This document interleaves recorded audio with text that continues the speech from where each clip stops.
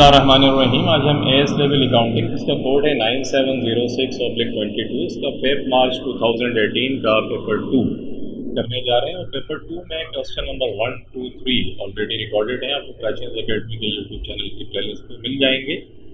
2021, 2020, 2019 ये भी सारे अटैम्प्ट के पेपर आपको वहाँ मिलेंगे और मल्टीपल चॉइस भी 2017 तक अवेलेबल है।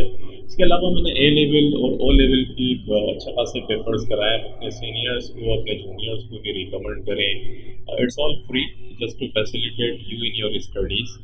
तो लेट्स स्टार्ट। आज हम अपने लेक्चर का स्टार्ट क्वेश्चन नंबर 4 से करते हैं और 4 में देखते हैं क्या कहता है। 4 जो है manufacturing accounts, I think cost and management accountancy से रिलेट्स करता है।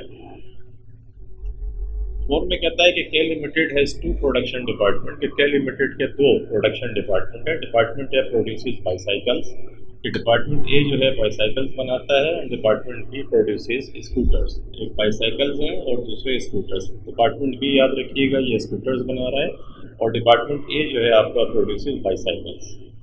The company splits the cost of its maintenance department across the 2 departments on the basis of stores requisition. Normally maintenance department क्या करता है कि जो भी ये 2 डिपार्टमेंट्स हैं आपके, जहाँ बाईसाइकिल्स और स्कूटर्स बन रही हैं, उनमें जो भी मेंटेनेंस की जरूरत होती है वो रिक्विजिशन करते हैं। मेंटेनेंस के लोग आके वहाँ पर काम करते हैं, तो on the basis of the requisition ये मेंटेनेंस डिपार्टमेंट की कॉस्ट को अपोर्शन कर देते हैं, उनके दरमियान बांट देते हैं। अपोर्शनमेंट कहलाता है ये। कहता है name the accounting firm which describes the split of a service departments cost based on store requisition. के सर्विस डिपार्टमेंट के कॉस्ट को इसे स्टोर रिक्विजिशन की बेसिस के ऊपर हम अपोर्शन कर रहे हैं, उन दोनों के दरमियान बांट रहे हैं, डिस्ट्रीब्यूट कर रहे हैं। टेक्निकल टर्म अकाउंटिंग के अंदर उसको अपोर्शनमेंट करते हैं, अपोर्शन करते हैं।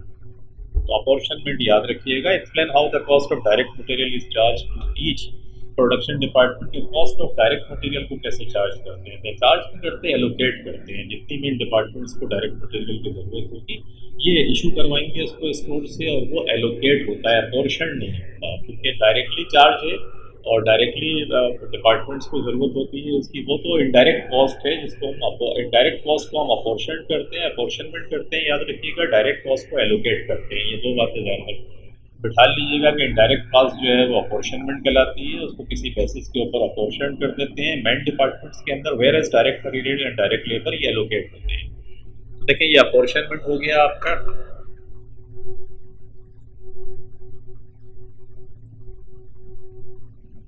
और direct materials are allocated because they are directly attributable to production units. ये तो आपके ये हो गए। आगे कहता है के limited provided the following budgeted information for January 2018। ये इन्फॉर्मेशन आपको दी हुई है। प्रोडक्शन यूनिट्स हैं 1000 यूनिट्स, ये हैं 1200 यूनिट्स। तो डिपार्टमेंट ए जो है वो बाईसाइकिल्स बनाती है, तो ये बाईसाइकिल्स आ गया और ये स्कूटर्स हो गया। तो 1000 यूनिट्स आपने बाईसाइकिल्स के बनाए एंड 1200 यूनिट्स आपने स्कूटर्स के बनाए। कहता है टोटल प्रोडक्शन कॉस्ट ये है कि डायरेक्ट मटेरियल ये है, डायरेक्ट लेबर आप ये दी हुई है। डायरेक्ट लेबर आपकी दी हुई है $18,000 और $21,000 ये दी हुई है। तो ये आपके पास आ गया इंडायरेक्ट मटेरियल। यहाँ से आप जो देख रहे हैं ये इंडायरेक्ट मटेरियल, ये सारे का सारा फैक्ट्री ओवरहेड है, जितनी भी इंडायरेक्ट कॉस्ट होती है।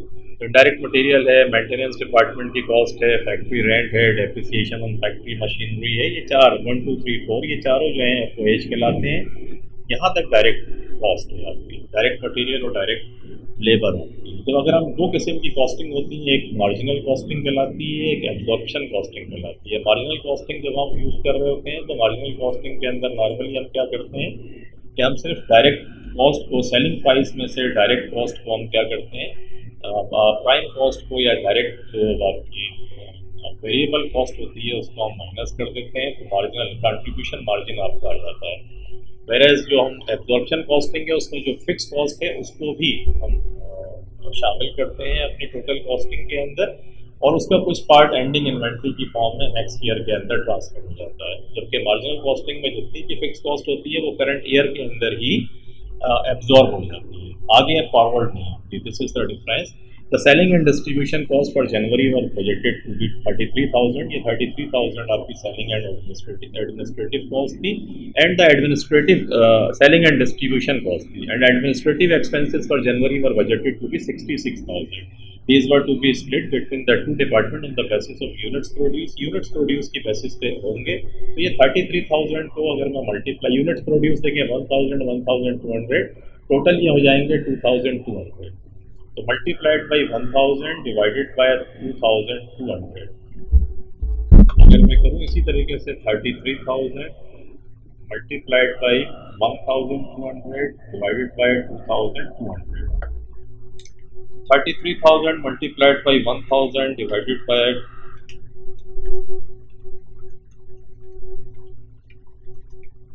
तो 15,000 एक आ गया आपका, और 1200 डिवाइडेड बाय 2200, और 15,000 और 18,000 ये आपने इन यूनिट्स की बेसिस के ऊपर एलोकेट कर दिया। ये 66,000 है, तो 66,000 को भी आप इसी तरीके से कर लें मल्टीप्लाइड बाई, देखें यूनिट्स है ना 1000 और 1200, तो 1000 वाले का निकाल लें पहले, डिवाइडेड बाय 2200, और दूसरे का कैसे निकालेंगे 1200 डिवाइडेड बाय 2000 टोटल यूनिट्स। ये आप निकाल लें तो 66,000 है भाई। तो 66,000 मल्टीप्लाइड बाई 1000 डिवाइडेड बाय 2200, ये 30,000 एक आ गया आपका, और 66,000 मल्टीप्लाइड बाई 1200 डिवाइडेड बाय 2200, 36,000 एक आ गया। तो ये दोनों जो है आपने administrative expenses and selling and distribution को एलोकेट कर दिया आपने देखा 15,000 18,000, बड़ा सिंपल है। टोटल यूनिट्स को डिवाइड कर लें, टोटल यूनिट्स 2200 आ गए। जब इसको करना हो तो इसको ऊपर रखते हैं 1000 डिवाइडेड बाय 2200 मल्टीप्लाइड बाई ये जो कॉस्ट आपकी दी है, ये कैलकुलेट करके कहता है the budgeted selling prices were calculated using A markup of 25% on total cost. जो भी कॉस्ट आएगी उसका 25% मार्कअप लगा के आप सेलिंग प्राइस कैलकुलेट कर लेंगे। अब ये कंसेप्चुअली आते हैं, कहते हैं state the basis which the company में have used to split each of the following cost between the two departments. के फैक्ट्री रेंट को कैसे बांटेंगे, नॉर्मली फैक्ट्री रेट जो है एरिया जो फ्लोर होता है कि किस डिपार्टमेंट ने कितना एरिया जो है ऑक्युपाइड किया हुआ है उसके हिसाब से हम एलोकेट कर देते हैं। रेंट तो देखिए टोटल अगर आपके पास 3000 स्क्वायर फीट की जगह है उसमें से 2000 एक डिपार्टमेंट लेता है, 1000 एक डिपार्टमेंट लेता है स्क्वायर फीट, तो फिर आप जो एलोकेट कर देंगे कॉस्ट को इनके जितना जितना ऑक्युपाइड इन्होंने किया हुआ है। डेप्रिसिएशन ऑफ फैक्ट्री मशीनरी के डेप्रिसिएशन को आप ये कर सकते हैं कि इसकी नेट रियलाइजेबल वैल्यू जो आ रही होगी या जो इसकी बुक वैल्यू होगी उस पर कर देंगे, या मशीन आर्स कि जो मशीन के जितने जितने घंटे इस्तेमाल हो रहे हैं, आर्स इस्तेमाल हो रहे हैं डिपार्टमेंट में, उनकी बेसिस पे आप कर सकते हैं। Calculate the inventory value of one bicycle produce by department A using marginal costing using absorption costing. तो inventory value of one bicycle department है, आपको पता है बाईसाइकिल बनाता है। पहले हम ये बी वाला दिखा देता हूँ मैं आपको। फैक्ट्री रेंट देखें बाय फ्लोर एरिया के हिसाब से होगा, depreciation of factory machinery by cost और net book value of factory machinery या मशीन आवर्स जो मैंने बताया था आपको। अब बाईसाइकिल की एक बाईसाइकिल की आपको मार्जिनल कॉस्टिंग और एब्जॉर्प्शन कॉस्टिंग, तो देखिए बड़ा सिंपल है। कॉस्टिंग निकालनी है आपको, तो मैंने आपको बताया था कि मार्जिनल कॉस्टिंग तो एक डिपार्टमेंट है बाईसाइकिल करता है, तो इसकी टोटल कॉस्ट आप देखें तो कितनी होगी 16,000 और 18,000। ये दो इसकी डायरेक्ट कॉस्ट है, ये देख रहे हैं मटेरियल और लेबर। तो 16,000 प्लस 18,000 ये 34,000 बनता है। इसकी जो कॉस्ट है मार्जिनल कॉस्ट वो वेरिएबल कॉस्ट होती है, वो 34,000 है। बाकी तो सब फिक्स कॉस्ट हैं आपकी जो लगनी है। तो सेलिंग एंड डिस्ट्रीब्यूशन कॉस्ट भी फिक्स है, एडमिनिस्ट्रेटिव भी फिक्स है। तो 34,000 यूनिट्स कितने बनाए हैं आपने, 1000 यूनिट्स बनाए। 1000 से जब इसको डिवाइड कर देंगे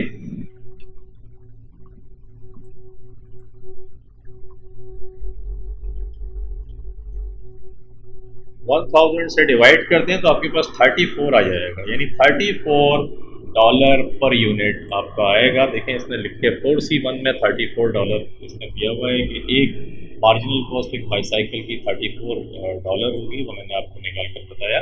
और जो एब्जॉर्प्शन है, एब्जॉर्प्शन में टोटल कॉस्ट ले लें। टोटल कॉस्ट कितनी आ रही है, सारे ये 63,000 आ रही है, वो दी हुई है आपको। इसको 1000 से डिवाइड कर दें तो 63,000 ये टोटल कॉस्ट है, डिवाइडेड बाय 1000 तो 63 आपके पास आता है।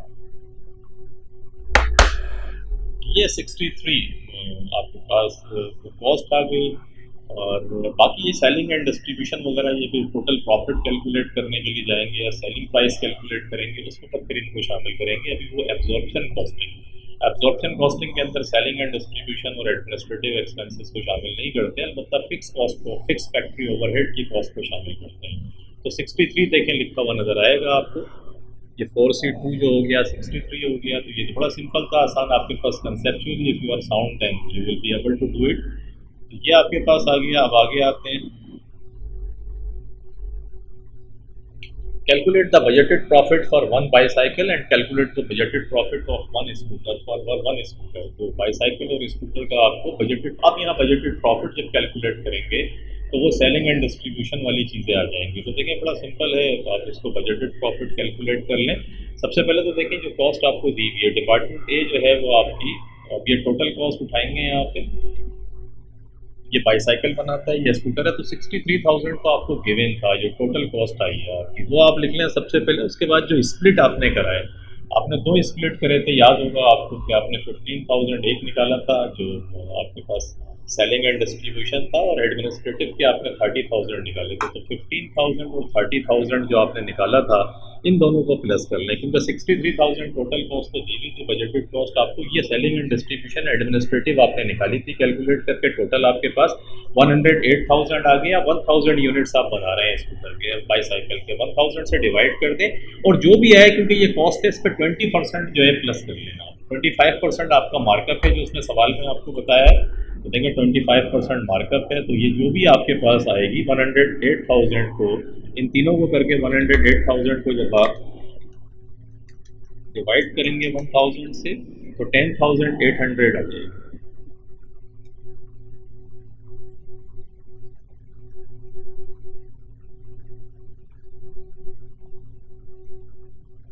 $108 आ जाएगा।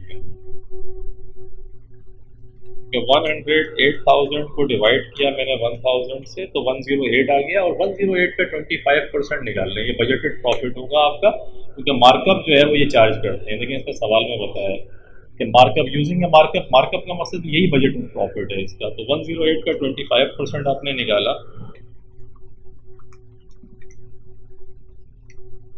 तो $27 आ गया। इसी तरीके से आप यहाँ आ जाएं, स्कूटर वाले में 84,000 दी हुई है, और इसकी जो स्प्लिट हमने निकाली थी 18,000 ये थी, इसकी हमने जो निकाला था, और 36,000 एक है।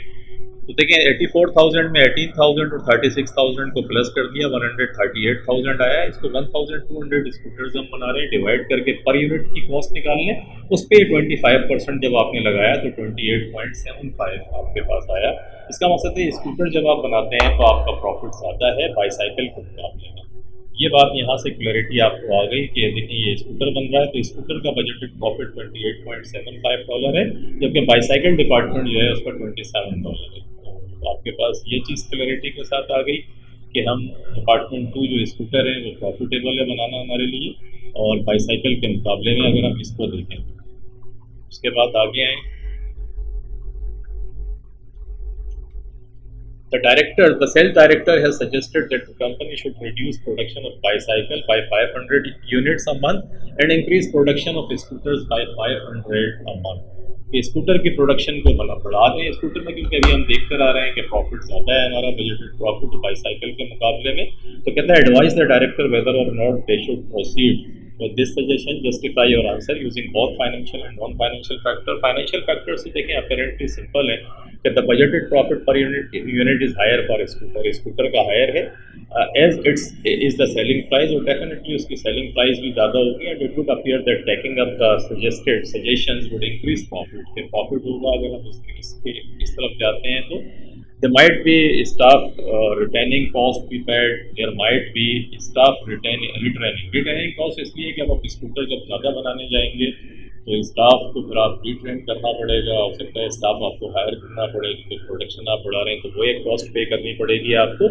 Would it be necessary to make staff reduction involve redundancy cost, और हो सकता है कि आप ये करें कि जो बाईसाइकिल वाला डिपार्टमेंट है क्योंकि 500 यूनिट्स आप कम कर रहे हैं, कब बनाएंगे, तो वहाँ पर रिटेंडेंसी स्टाफ को फारिग करना पड़ेगा आपको। और जो स्टाफ है अगर वो परमानेंट होगा तो फिर रिटेंडेंसी कॉस्ट क्या होगी, क्योंकि डायरेक्ट आप उनको फारिग नहीं कर सकते, ले ऑफ नहीं कर सकते, उनको कुछ देना पड़ेगा। तो ये एक एलिमेंट है बड़ा इंपॉर्टेंट किस्म का इसके अंदर। नॉन फाइनेंशियल ये है, इसलिए demand for the extra scooters की डिमांड भी मौजूद है या नहीं है तो फिर बना के करेंगे क्या। इस department B is working at less than full capacity production of scooter could be increase without affecting department A, कि डिपार्टमेंट बी जो है is working at less than full, अगर वो ऑलरेडी फुल कैपेसिटी पे काम कर रहा है तो फिर ये स्कूटर्स मजीद वो कैसे बनाएगा, जगह लेनी पड़ेगी। Could be increase without affecting department A, तो ऐसा नहीं है कि जब वो बनाएगा तो डिपार्टमेंट ए की कॉस्ट उसको और जगह जो है चाहिए हो उसको, तो ये बड़ा इंपॉर्टेंट है, आपको देखना पड़ेगा। Machinery use in making bicycle might not be suitable for production scooters, क्योंकि आप बाईसाइकिल्स आप कम बनाएंगे तो वहाँ की मशीनरी को आप कहाँ यूज़ करेंगे, हो सकता है वो मशीनरी स्कूटर ना बनाए, तो वो आपको सोचना पड़ेगा। तो स्टाफ है द नेसेसरी स्किल्स का, स्टाफ जो स्कूटर डिपार्टमेंट में काम कर रहा है उसकी स्किल्स हैं कि वो ज़्यादा प्रोडक्शन जो है उसको बना सके। It might only be possible to make say 400 extra scooters by using the resources freed from then the 500 bicycles. Might only be possible हो सकता है कि जो रिसोर्सेज फ्री हो रहे हैं आपके उससे आप कम स्कूटर्स बनाएं, इतनी ना बना सकें जितनी आप बनाने जा रहे हैं। may lead to customer dissatisfaction, क्योंकि आप बाईसाइकिल्स नहीं बनाएंगे तो कुछ कस्टमर्स ऐसे हैं जो ज्वाइंट खरीदते हैं वो फिर डिससेटिस्फाइड होंगे, वो बोलेंगे यार ये क्या हो रहा है। तो ये वाले फैक्टर्स आपको देखने पड़ेंगे। नॉन फाइनेंशियल आगे आ जाए, कहता है के limited pays its production workers at $9 per an hour. के लिमिटेड जो है अपने प्रोडक्शन वर्कर्स को $9 पर आवर के हिसाब से पे करता है। In January 2018 actual results for department A showed the following. Department A का रिजल्ट ये था कि टोटल 2100 आवर्स आपने काम करा और टोटल ओवरहेड्स आपके जो डिपार्टमेंट ए के अंदर एक्चुअल आए वो 76,200 है। $9 के हिसाब से है तो इसका मतलब है अगर ऊपर आए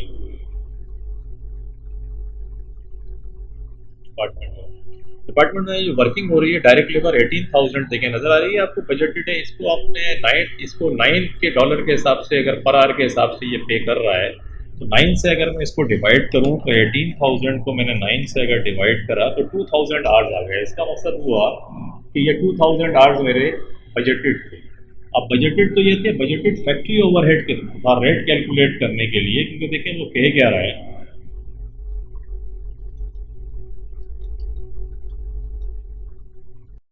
कहता है calculate the overhead absorption rate per direct labour hours per department है। ओवरहेड एब्जॉर्प्शन रेट कैलकुलेट करना है तो रेट कैलकुलेट हमेशा बजटेड से करते हैं, एक्चुअल से नहीं करते, इसलिए मैं ऊपर आया हूँ।